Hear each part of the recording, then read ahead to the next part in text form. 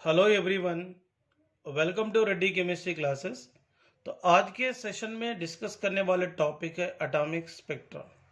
So first of all, what is mean by spectra और spectrum. तो यहाँ पर एक डेफिनेशन दी है, देखिए।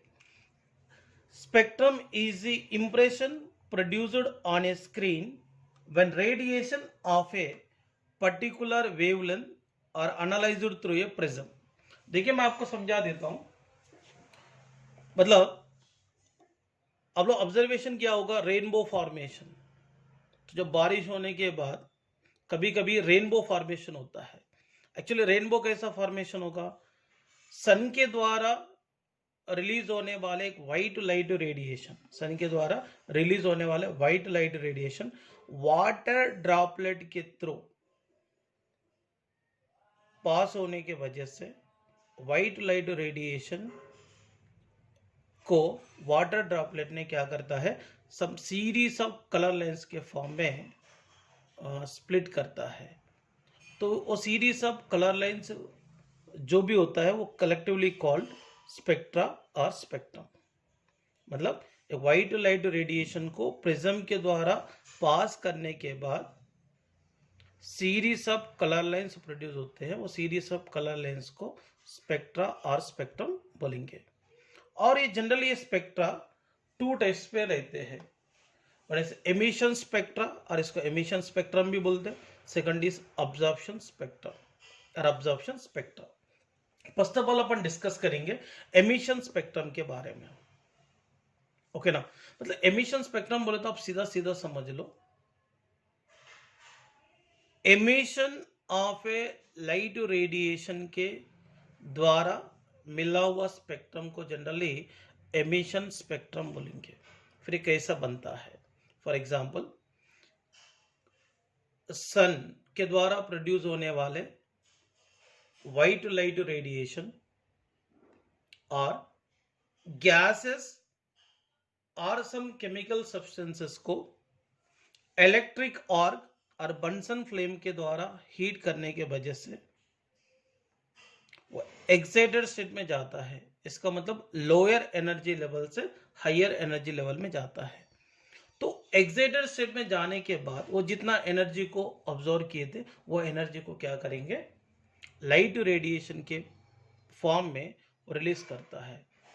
तो रिलीज होने वाले लाइट रेडिएशन को, मतलब एमिशन होने वाले लाइट रेडिएशन को प्रिज्म के द्वारा पास करने के वजह से series of colour lines produce होते हैं। और सीरीज ऑफ कलर लाइंस को जनरली यहाँ पर एमिशन स्पेक्ट्रम बोलेंगे, क्योंकि एमिशन ऑफ लाइट रेडिएशन को प्रिज्म के द्वारा एनालाइज करने के बाद मिला हुआ जो स्पेक्ट्रम है वो एमिशन स्पेक्ट्रम है। ओके ना? In general emission spectrum two types में रहता है। वन इज कंटिन्यूस स्पेक्ट्रम और डिसकंटिन्यूस स्पेक्ट्रम। ओके ना? कंटिन्यूस स्पेक्ट्रम कैसा बनता है? फॉर एग्जाम्पल देखो, व्हाइट लाइट रेडिएशन को प्रोड्यूस करने वाले सोर्स लाइक सन और बल्ब और हॉट ग्लोइंग बॉडी। ओके ना? ये सोर्स है। मतलब ये सोर्स के द्वारा मिला हुआ व्हाइट लाइट रेडिएशन को प्रिज्म के द्वारा पास करने के बाद series of continuous colour lines अगर प्रोड्यूस हुआ तो सच टाइप ऑफ स्पेक्ट्रम को क्या बोलेंगे? Continuous spectrum. देखो, मैं आपको बता देता हूं। देखिए, मैं आपको समझा दूंगा। ये प्रिज्म है, तो भाई क्या कर रहा है, यहां पर कंटिन्यूसली प्रोड्यूस होने वाले व्हाइट लाइट रेडिएशन को प्रिज्म के थ्रू पास करेंगे। तो प्रिज्म के थ्रू पास करने के बाद, प्रिज्म के थ्रू पास करने के बाद यहां पर सीरीज ऑफ, ओके ना, सीरीज ऑफ कंटिन्यूअस, अब समझने के लिए बता रहा हूं, series of continuous colour lines produce हो रहा है, series of continuous colour lines produce हो रहे हैं। सो ये series of continuous colour lines को जनरली क्या बोलते हैं, कंटिन्यूअस स्पेक्ट्रम बोलते हैं। और ये अगर यहाँ में देखो, अगर लाइट रेडिएशन को पास करने का ऐसा अगर लाइट रेडिएशन प्रोड्यूस हुआ तो इसको कंटिन्यूअस नहीं बोलते, क्योंकि गैप से ना यहाँ पे। समझ में आया होगा? मतलब व्हाइट लाइट रेडिएशन को प्रोड्यूस करने वाले कोई भी हॉट बॉडी और सन और हॉट ग्लोइंग बॉडी के द्वारा ये स्पेक्ट्रम बनता है। क्योंकि अगर व्हाइट लाइट रेडिएशन को, मतलब ये सोर्सेस के द्वारा प्रोड्यूस होने वाले व्हाइट लाइट रेडिएशन को प्रिज्म के द्वारा पास करने की वजह से series of continuous colour lines को प्रोड्यूस करेंगे। तो series of continuous colour lines को मिलाकर क्या बोलते हैं, कंटिन्यूअस स्पेक्ट्रम बोलेंगे। इसके लिए बेटर एग्जांपल अपन रेनबो दे सकते हैं, ओके ना। रेनबो फॉर्मेशन, ये तो नेचुरली भी रेनबो फॉर्मेशन होता है, अपन ऑब्जर्वेशन कर सकते हैं।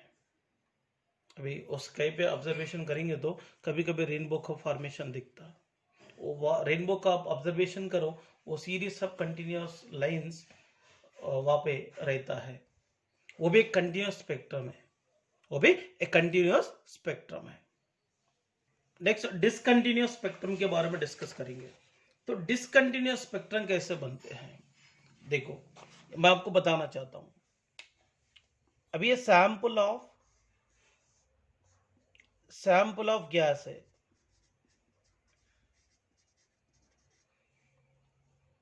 और sample of vapours of chemical substance है,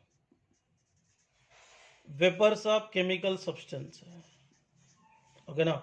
sample of vapours of chemical substance को और गैसेस को इलेक्ट्रिक आर्क और बंसन फ्लेम यूज करके वैक्यूम में हीट करने के वजह से, तो हीट करने के वजह से इस सैंपल ऑफ गैस और vapours of chemical substances excited state में जाते हैं, ओके ना, एक्साइटेड स्टेट में जाते हैं। तो एक्साइटेड स्टेट में जाने के बाद, ओके ना, ये एक्साइटेड स्टेट में जाने के बाद जितना एनर्जी को लिया था उतना एनर्जी को लाइट रेडिएशन के फॉर्म में, ओके ना, लाइट रेडिएशन के फॉर्म में रिलीज करता है।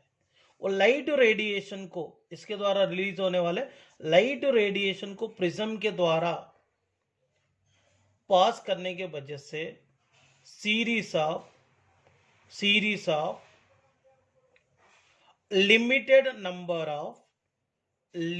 Number of discontinuous lines with different wavelength formation होता है।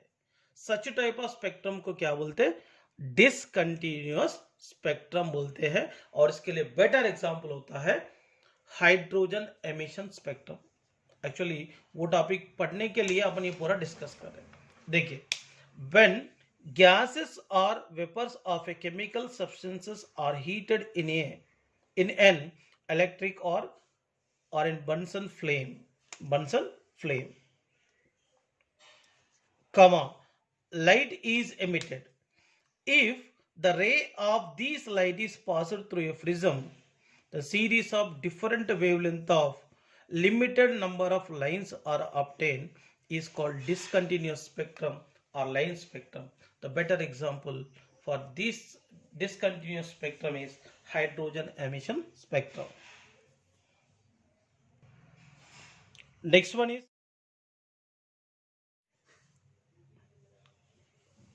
absorption spectrum. ये absorption spectrum कैसे बनता है मैं आपको बताना चाहता हूं, ओके ना। सो continuous रेडिएशन को प्रोड्यूस करने वाले सोर्स लाइक हॉट बॉडी, यहां पर सनलाइट, ओके ना, सनलाइट है। तो सनलाइट के द्वारा प्रोड्यूस होने वाले all wavelength of light radiation को सैंपल ऑफ गैस के द्वारा पास करेंगे। सैंपल ऑफ गैस के द्वारा पास करने के बाद some wavelength of light radiation missing होते हैं। तो मिसिंग होने वाले लाइट रेडिएशंस, ओके ना, डार्क लाइन को प्रोड्यूस करता है ब्राइट बैकग्राउंड में। So such type of radiation, such type of spectrum को अब्जॉर्प्शन स्पेक्ट्रम बोलेंगे। क्योंकि तो अब्जॉर्प्शन होने वाले लाइट रेडिएशंस ब्राइट बैकग्राउंड पे डार्क लाइंस को प्रोड्यूस करता है, और प्रोड्यूस करने की वजह से ये स्पेक्ट्रम डेवलप होता है। इसीलिए इस स्पेक्ट्रम को अब्जॉर्प्शन स्पेक्ट्रम बोलेंगे। तो फॉर एग्जांपल मैं आपको बताना चाहता हूं, lambda 1, lambda 2, lambda 3, lambda 4, lambda 5, okay ना, वेवलेंथ ऑफ लाइट रेडिएशंस को, वेवलेंथ ऑफ लाइट रेडिएशन को सैंपल ऑफ H2 गैस के द्वारा पास करेंगे। सैंपल ऑफ H2 गैस के द्वारा पास करने के बाद ओनली एमर्जेंट लाइट में lambda 2, lambda 3, lambda 5 light radiations बाहर आए थे, मगर इसमें लैम्डा 1 और lambda 4 wavelength of light radiations missing हो गए। तो lambda 1, lambda 4 wavelength of light radiation bright background पे डार्क लाइंस को प्रोड्यूस करता है। इसलिए यहां पे ये अब्जॉर्प्शन जिस वेवलेंथ ऑफ लाइट रेडिएशंस हुए है, that wavelength of light radiation bright background पे डार्क लाइन को प्रोड्यूस करने के वजह से ये अब्जॉर्प्शन स्पेक्ट्रम मिलती है, ओके ना। इसीलिए ये स्पेक्ट्रम को अब्जॉर्प्शन स्पेक्ट्रम कहेंगे।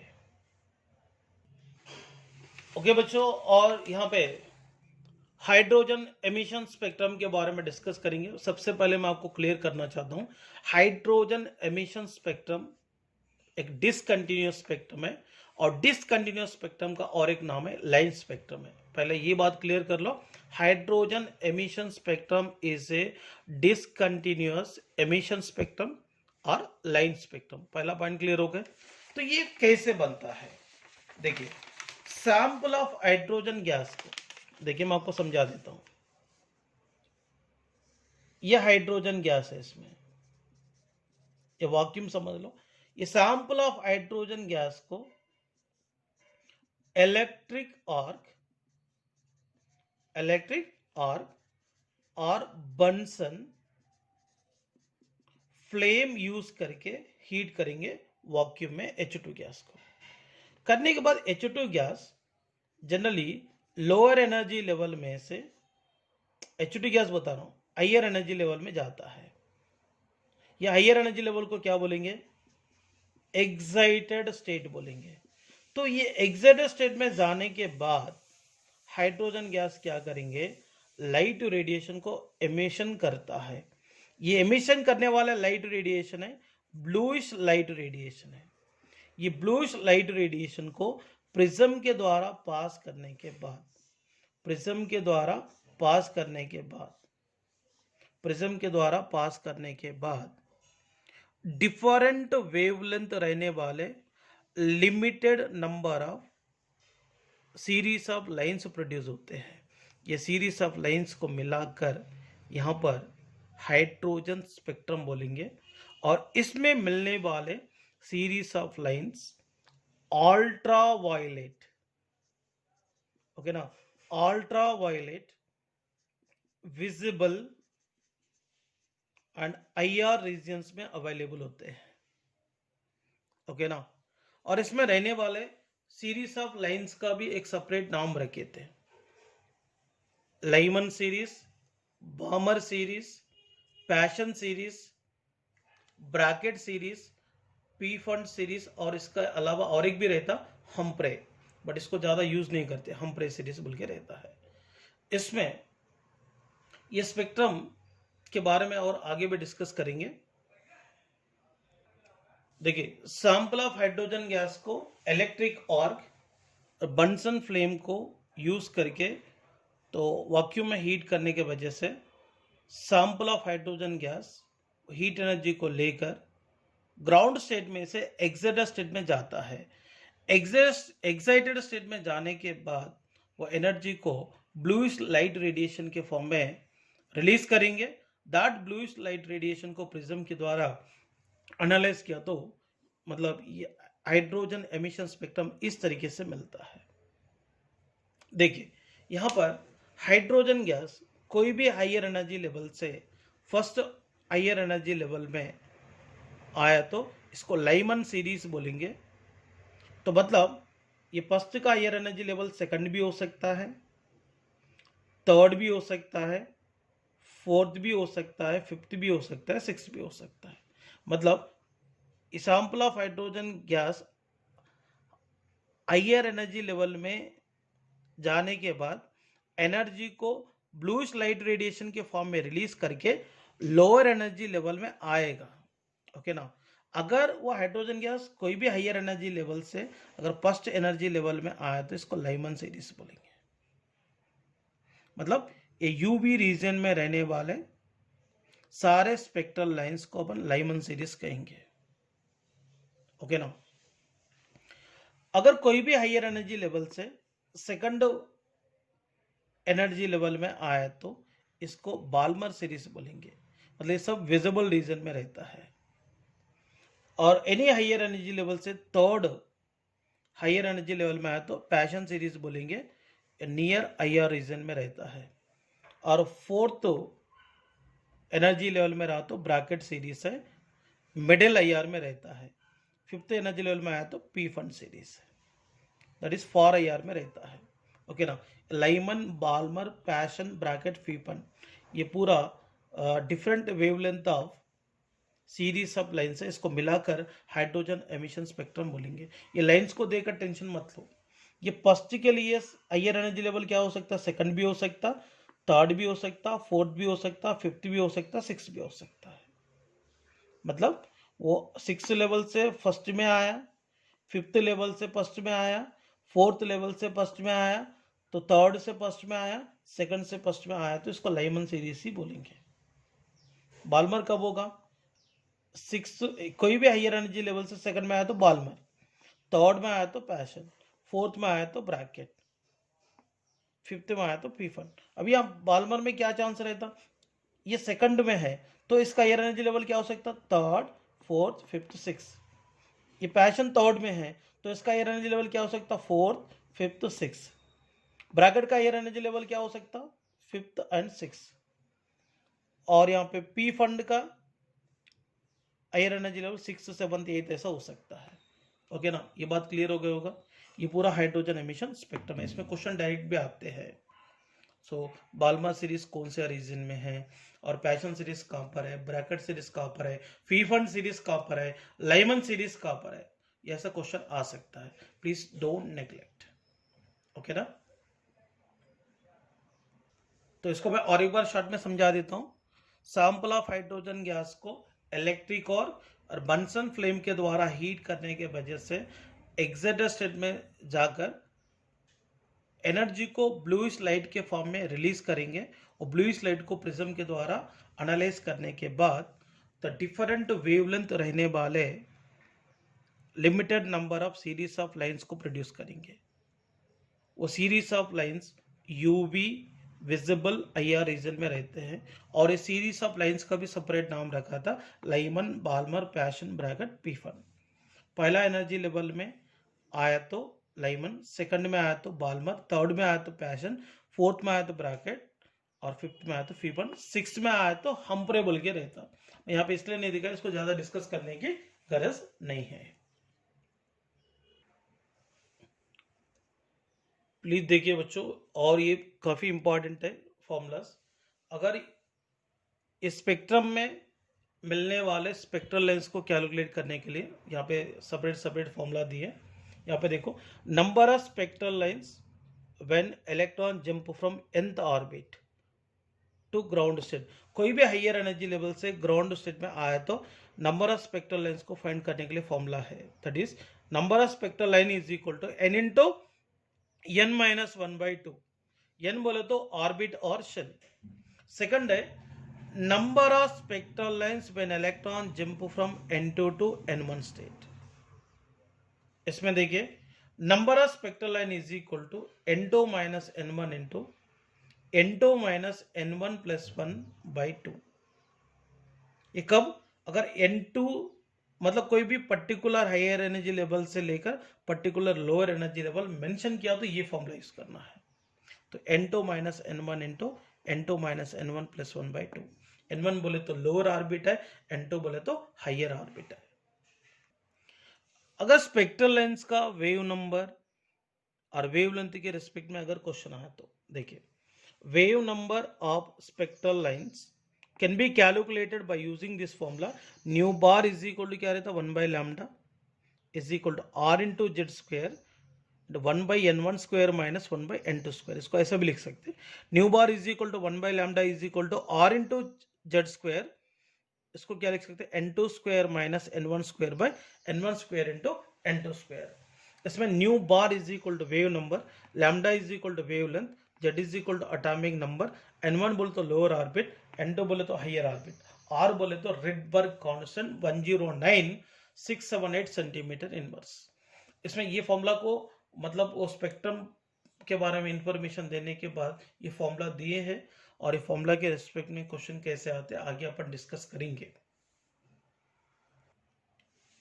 देखिए बच्चों, समटाइम क्या करेंगे, calculate the shortest wavelength of